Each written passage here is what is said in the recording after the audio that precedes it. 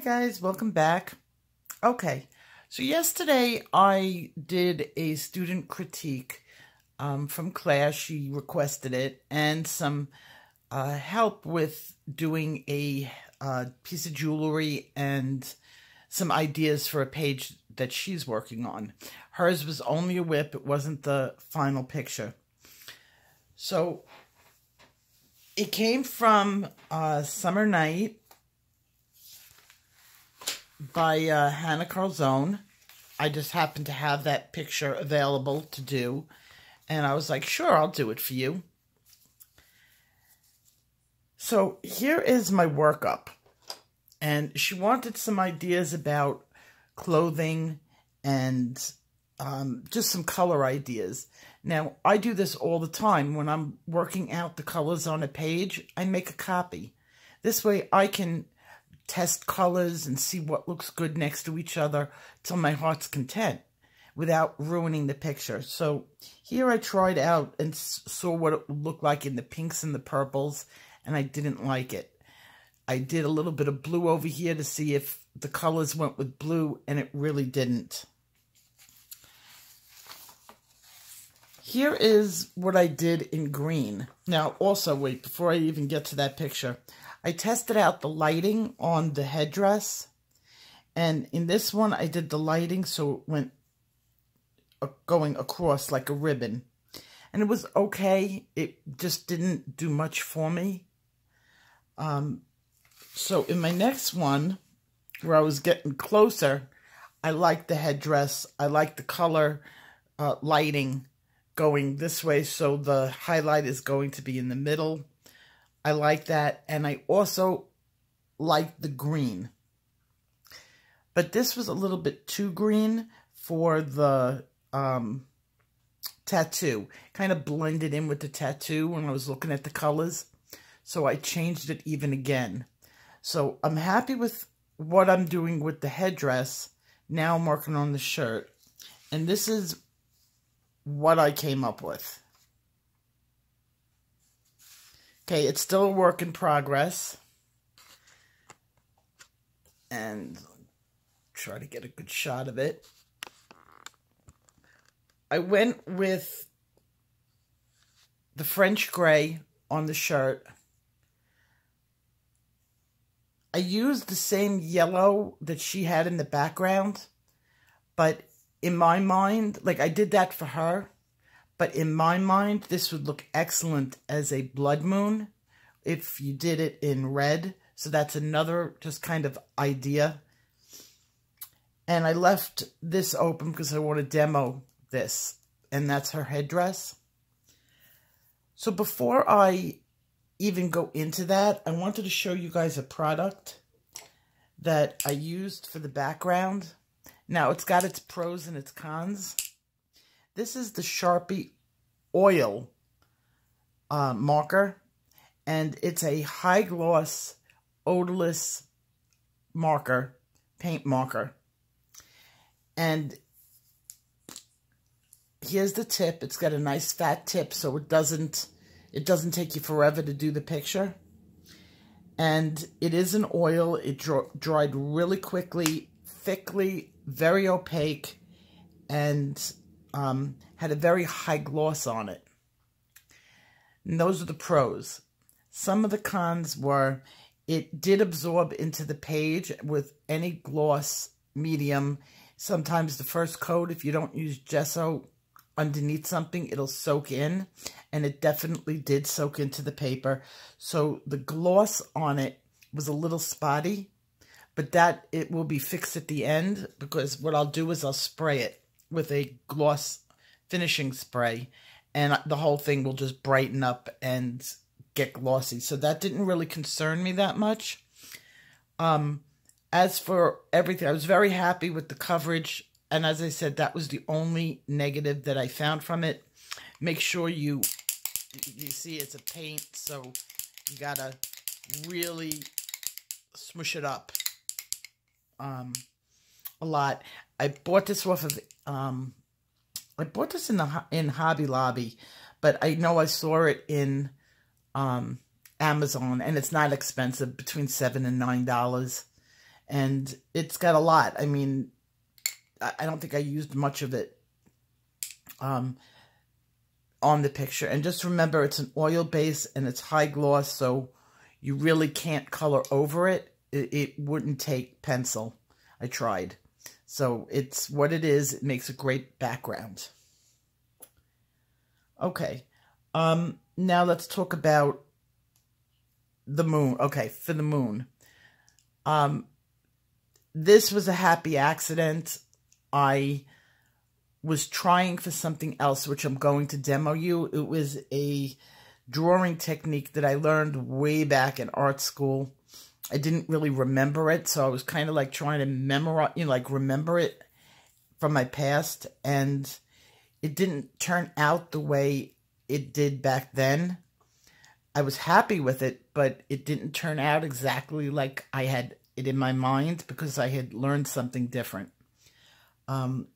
I went and I dug out my old papers from art school, and I know exactly what the difference was. I'm going to demo this moon in another video, and so don't even worry about the moon right now. It is what it is. I like it. I think it came out good, and I will teach you how to do it as a blood moon with this technique.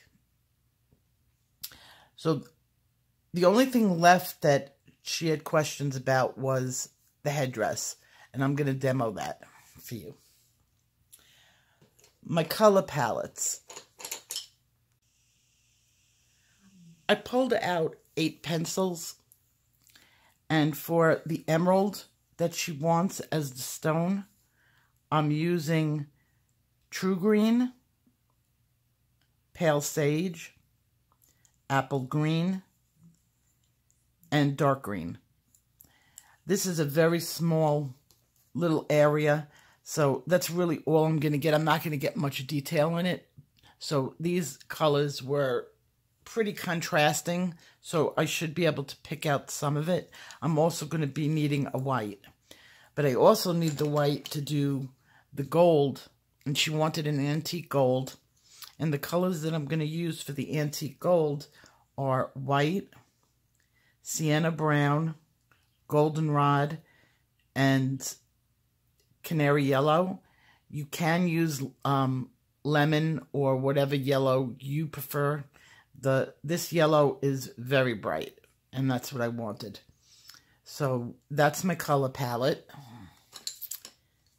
and let's start working on it. The stones in this headdress are very small, so I'm not going to have much to work with. But whenever you're working with a faceted stone, you're not going to go by the lines.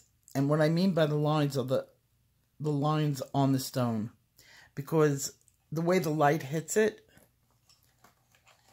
So you're going to take, I'm going to start off with my apple green, and I'm going to take one little facet, and I'm going to just do a little piece of it. Okay? Then I'm going to get out a darker green, and I'm going to divide it up again and do that part. Then maybe I'll use my pale sage, and I'll go in on there. I'm going to do that with all of the little facets.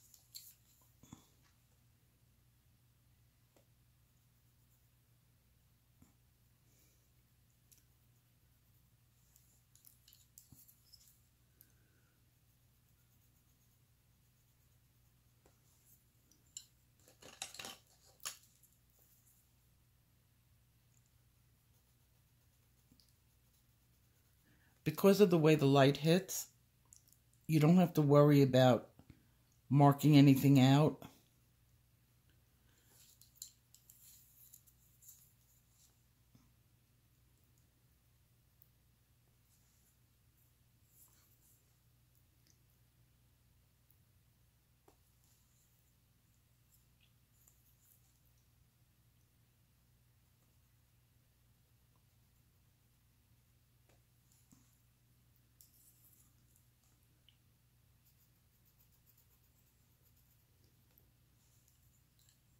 Okay, I'm just going to keep doing it until it's done.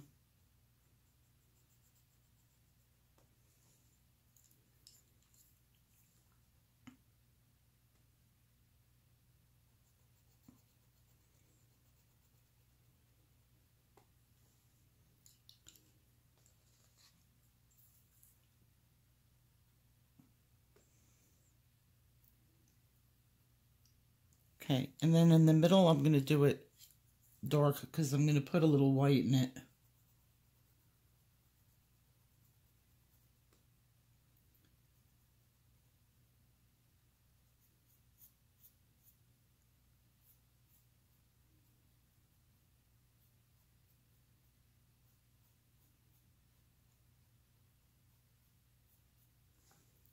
Okay.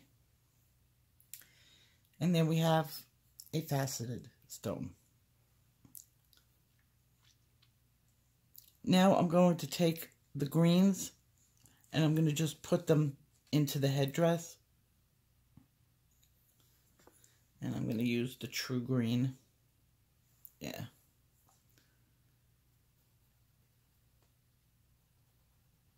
It's so tiny that I'm not going to worry about lighting or blending, because that type of detail is lost.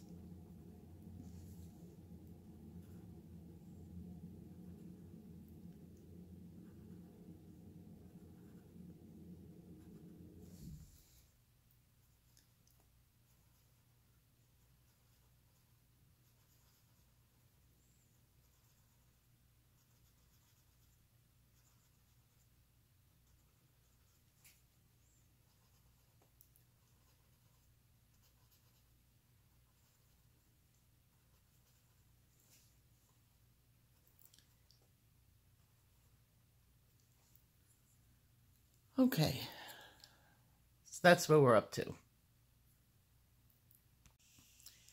Now we're going to work on the gold. I'm going to start out with sienna brown. And I'm going to work my way around the stones.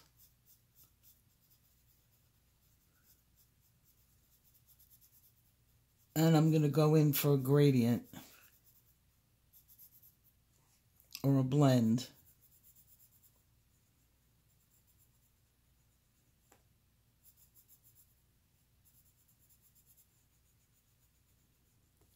I'm going to move on to the goldenrod, blending it in.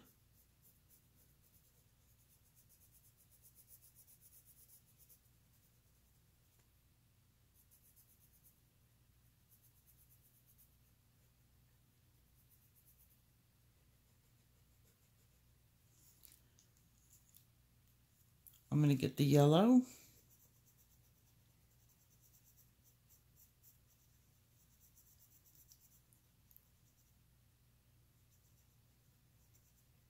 And then into the white.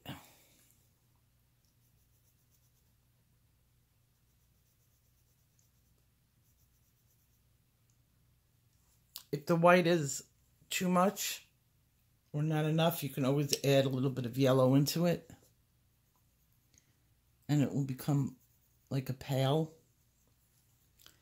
And that's first layer.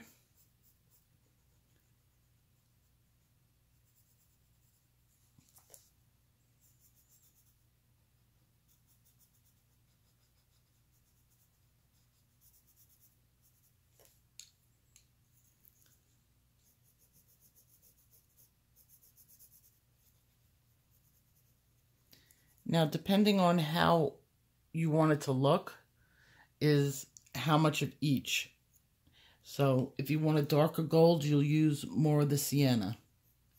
A lighter gold, more of the yellow. Okay. Now I'm going to do the edge. And I'm going to use... let me see if I can find it. Okay, I'm going to use my gray, 90%. And I'm using a warm gray because I'm going with a yellow and a green. And I'm going to just do the edge.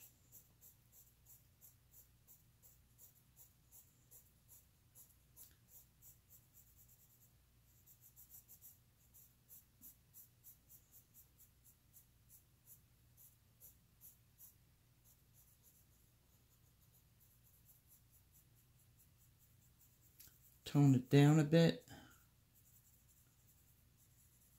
Very lightly tone it down.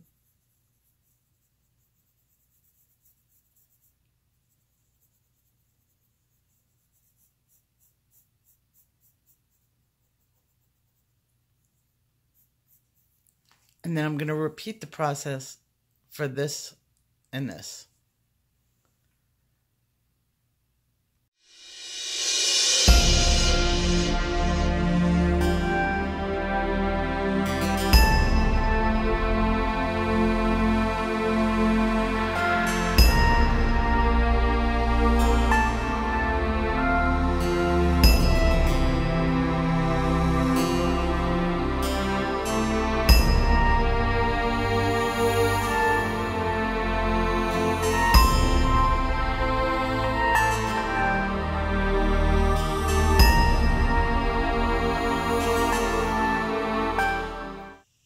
Okay, so I have the bands done, and I'm pretty happy with it.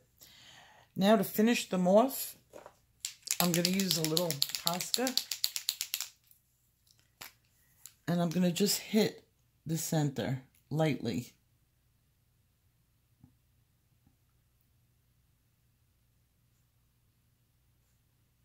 Very tiny drop.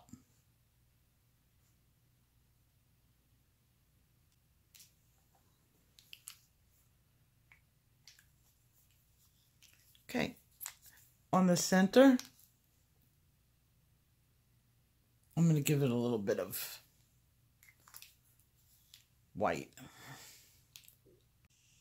Okay, for this main piece of gold, I'm going to repeat what I did with this.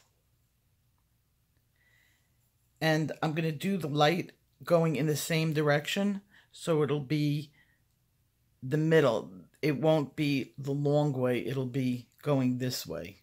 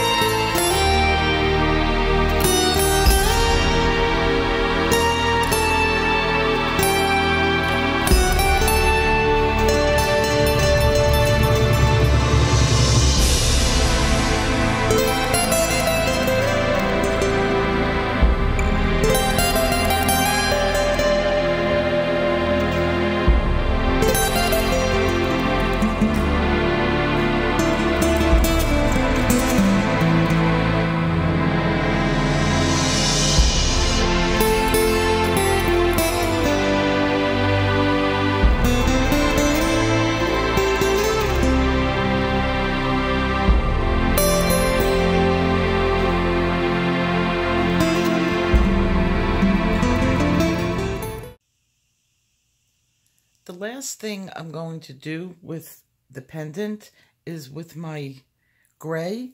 I'm going to get in to some of these areas to add like a patina in there, and that will define it slightly because it's so small, the details.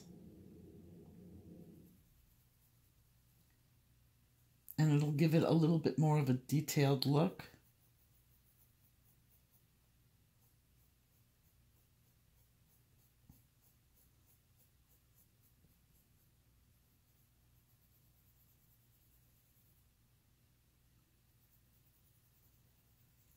This will also add the antiquing that she wants, and it's all a matter of taste.